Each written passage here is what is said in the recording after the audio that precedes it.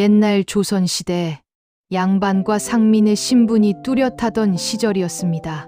그 시절 어린 나이에 부모를 잃고 주인 집의 종으로 팔려온 한 여인이 있었지요. 이름은 소운. 그녀는 얼굴도 볼품없고 손재주도 변변치 않아 늘 다른 종들의 놀림거리가 되곤 했습니다.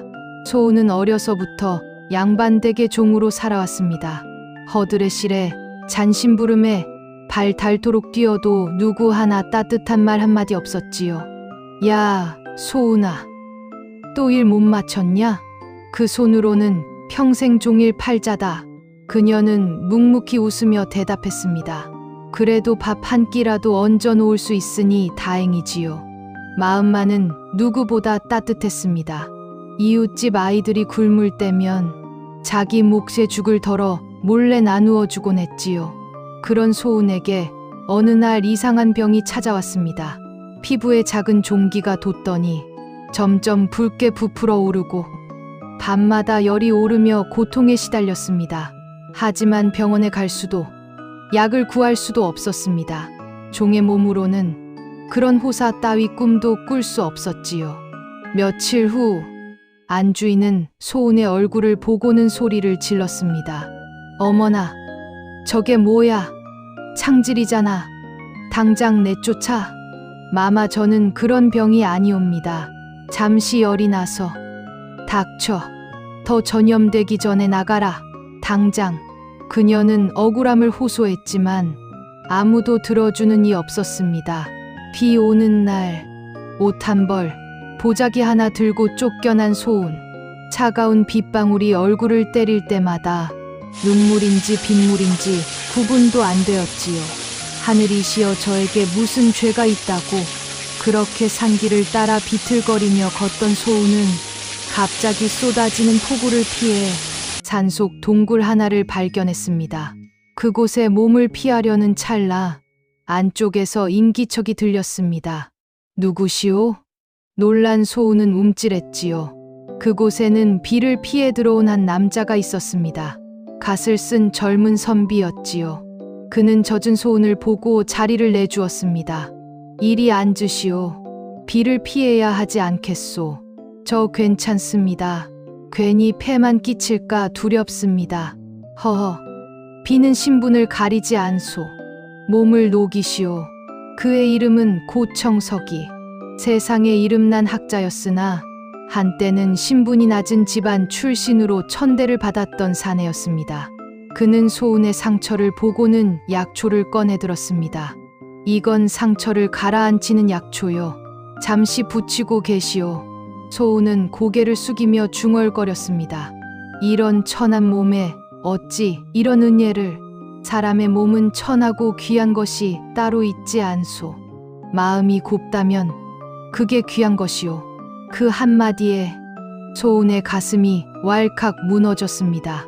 누구도 그녀에게 그런 말을 해준 적이 없었기 때문이었습니다. 그날 밤 비는 그치지 않았고 둘은 작은 불 앞에서 오랫동안 이야기를 나누었습니다. 소운은 종으로 살아온 세월을 이야기했고 석이는 세상의 부조리함을 말했습니다. 그들의 마음은 서서히 가까워졌지요. 하지만 아침이 되자 석이는 떠나야 했습니다. 곧 과거 시험을 보러 한양으로 가야 하오.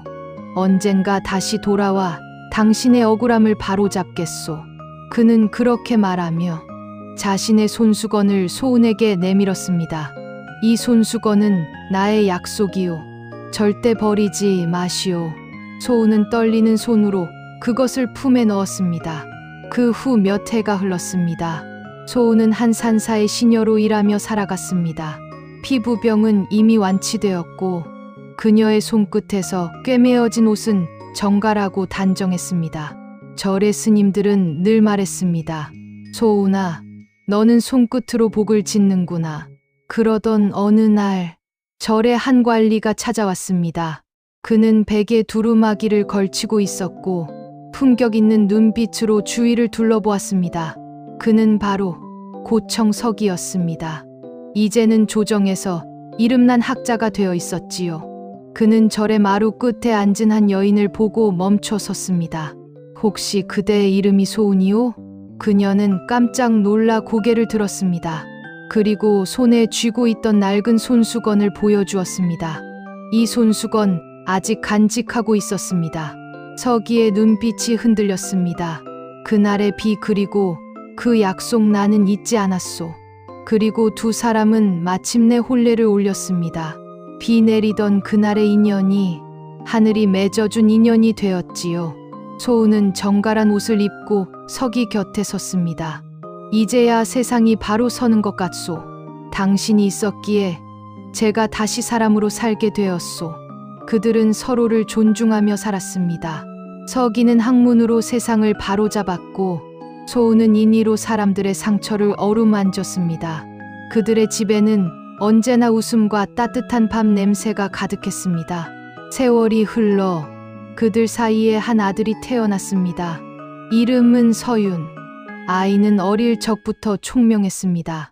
책을 읽으면 하루 만에 외웠고 백성을 보면 인사를 먼저 했습니다. 아버지, 사람은 왜 서로를 나누나요? 그건 아직 세상이 덜 배웠기 때문이지. 서윤은 18배 나이에 과거에 급제했습니다. 조정에서는 그를 신동이라 불렀습니다. 그가 임금 앞에 나아가 상소를 올렸습니다. 신서윤은 아뢰옵니다. 나라의 법이 사람을 구분하되 그 마음은 하나이어야 합니다. 임금은 감탄했습니다. 고청 서기의 아들이로구나. 참으로 옳고또다. 하지만 세상은 언제나 시기하는 자들이 있었습니다. 기득한 양반들은 속삭였습니다. 저 자는 종의 피를 이어받았다지? 감히 조정의 법을 논하다니 건방지구나. 그들은 서윤을 모함하기 시작했습니다. 그가 백성들과 내통하여 세금의 일부를 숨겼다 합니다. 증거가 있소? 없지만 백성들이 그를 따르는 게 수상하지 않소? 결국 서윤은 관직에서 물러나야 했습니다. 소은은 눈물로 아들을 맞았습니다. 유나, 세상이 다시 그리 되었구나. 어머니, 괜찮습니다. 아버지가 늘 그러셨습니다. 진실은 언젠가 스스로 빛난다고. 몇 해 뒤 나라에 큰 기근이 들었습니다. 곡식은 썩고 백성들은 굶주렸습니다. 그때 서윤은 벼슬도 없이 홀로 나섰습니다. 백성을 살리는 건 벼슬이 아니라 마음이다. 그는 집에 있던 곡식을 내어 백성에게 나눠주었습니다. 그의 이름은 곧 전국으로 퍼졌습니다. 임금은 그 소식을 듣고 감탄했습니다. 관직도 없는 자가 나라를 위해 곡식을 나누었다 하느냐? 예, 전하. 백성들이 그를 청룡의 아들이라 부르옵니다. 임금은 웃으며 말했습니다. 청룡의 문양이라 고청 서기의 피가 이어졌구나. 그는 즉시 서윤을 불러 벼슬을 내렸습니다. 그대의 마음이 나라의 기둥이 될 것이오. 서윤은 조정에 들어가 탐과 놀이를 몰아내고 굶주린 백성에게 땅을 나누어 주었습니다. 그가 쓴 법전은 후대에까지 전해졌습니다. 어느 봄날 서윤은 부모를 찾아 대구로 돌아왔습니다. 소은은 이미 백발이 성성했습니다. 서기는 여전히 눈빛이 고닫습니다. 유나, 고생이 많았구나. 아버지, 어머니의 이름을 세상에 밝히고 싶습니다. 아무도 종이라 부르지 못하도록요. 소은은 눈을 감고 미소 지었습니다. 그럴 필요는 없단다. 이미 그 이름은 하늘에 새겨졌으니까. 그날 저녁 온 마을 사람들이 모였습니다. 하늘에는 붉은 노을이 번졌습니다.